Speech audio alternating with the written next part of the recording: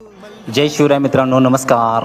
हे आहे माझ्या गलगले गावचं ग्रामदैवत भावेश्वरी मंदिर गलगले आणि देवीच्या समोर तुम्हाला नारळांचा खच दिसला असेल. हा खच आहे माघारण्यांच्या ओटी भरण्याचे नारळ असतात त्यांचा खच. आणि मंदिरामध्ये इतरत्र तुम्हाला महिला वर्ग जास्त करून दिसेल. दर्शन घेतल्यानंतर थोडा वेळ इथं काही महिला गप्पा मारतसुद्धा बसतात.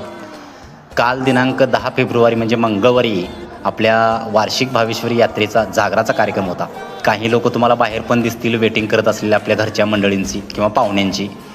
काही मंडळींच्या घरातील लोकांचा दंडवताचा कार्यक्रम असतो. दंडवत झाल्यानंतर त्यांना मंदिराच्या मागच्या बाजूला आंघोळ घातली जाते आणि नवीन कपडे परिधान करून ती दंडवत असणारी माणसंसुद्धा दर्शन घेऊनच आपल्या घरी निघतात. मग आमच्या पण घरातील या भावाचा दंडवत होता. मंदिराकडे आम्ही पण गेलो होतो.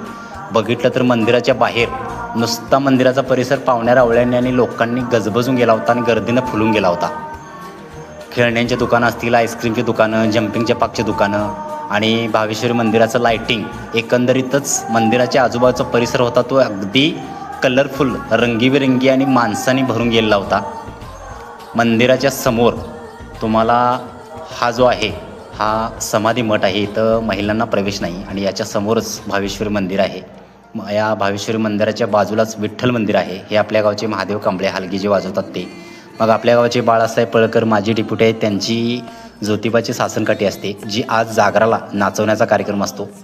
त्यांचा विनायक पळक मुलगा आणि हा संदीप श्रावण पळकर हा काठी नाचवताना दिसतो. हे पण बघितलं. याला हलगीची साथ असते. तुम्हाला दिसल आता आपल्या गावचा जो शशिकांत तोरणे आहे त्याचा छोटा मुलगा हलगी वाजवतो तुम्हाला इथं दिसेल. कसा वाजवतो बघा, एक नंबर. नादच करायचा नाही.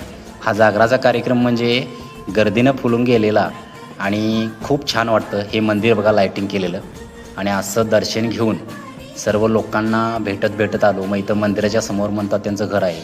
हे समोर बसले ते म्हणतात ते अण्णा, त्यांच्या शेजारी आहेत ते शिवाजी घोरपडे अण्णा, महादेव भोसले वगैरे सगळे आहेत. मग सगळ्यांना भेटत घरी आलो.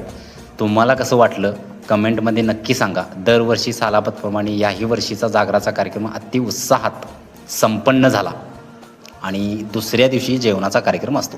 धन्यवाद.